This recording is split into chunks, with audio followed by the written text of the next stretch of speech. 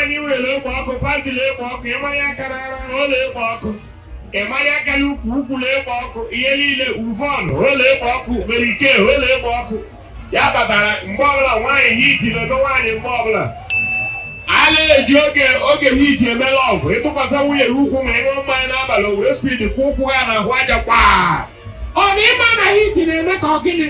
Don't try it again. The bell. Ọ bụrụ na ibi ebe ọbụla a na-eme mmemme special announcement from today goes on.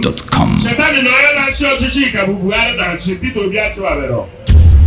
Ọchịchị Buhari mere ka amara na local rice arịala 45,000 naira. Ebe foreign rice ga-abụ 55 to 60 o ji ego eri ya.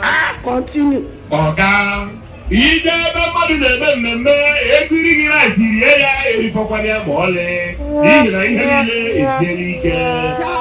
Ebe Atiku nọ na-agwa m ọgụ na-agba gị na ya ga-achịkọta ma lekọta Naijiria anya ebe PDP pati nọ na-emebila ya n'aka dịka onye ndu.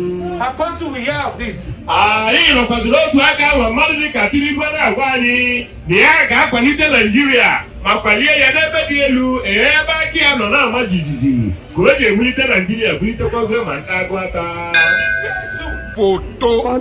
Ebe Peter Obi na-agwa ihe a ga-eme ka e nwee ezi mgbanwe n'obodo a na-eme ka amata na ọ gaghị echi na o nwere ihe ga-eme na ọ ga-achị ebe anyị onwe anyị bụ nne ya utu ngwuri ma kpebie si ọ bụrụ na ọ chịrị ihe dị ịbụọ obuke ga-emerịrị.